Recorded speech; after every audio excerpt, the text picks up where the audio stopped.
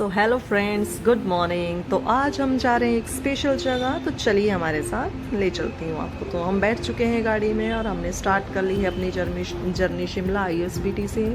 और आज मौसम था थोड़ा ख़राब, लेकिन फिर उसके बावजूद भी हम निकले। थोड़ा हाई अलर्ट था। शिमला की वादियों का लुत्फ़ उठाते हुए हम पहुँच गए शोगी और हमने खूब इंजॉय किया। यहाँ का मौसम इतना ज़्यादा बारिश वाला था, लेकिन फिर भी आज थोड़ा कुछ टाइम बाद अच्छा ही हो गया था।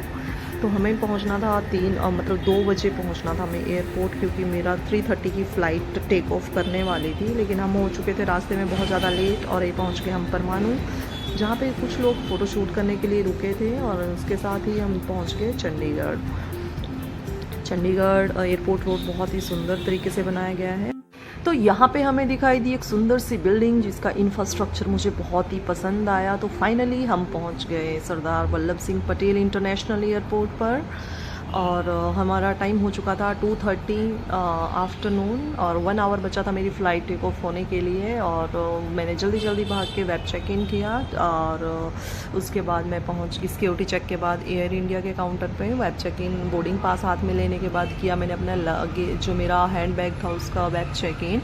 और उसके बाद मैं पहुंच गई अपने गेट नंबर 4 पे। लेकिन जैसे ही मैं गेट नंबर 4 पे पहुंची, मुझे पता चला हमारी फ़्लाइट 30 मिनट्स ऑलरेडी लेट हो चुकी थी।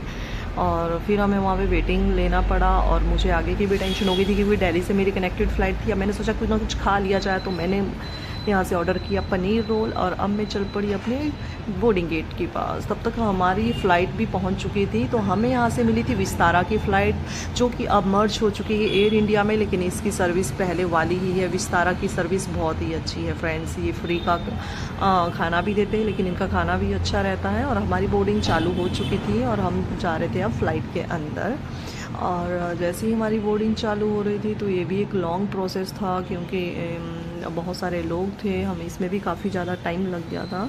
और साथ ही साथ दूसरे रनवे से गेट नंबर 5 से इंडिगो की फ़्लाइट हमारे सामने ही टेक ऑफ हो रही थी, और हमारा भी प्रोसेस चालू था। और सिक्योरिटी चेक के लिए हमें आगे मैंने करवाया यहाँ पे सिक्योरिटी चेक, और उसके बाद हम एंटर हो चुके थे अपनी फ़्लाइट में। फ़्लाइट में एंटर होते ही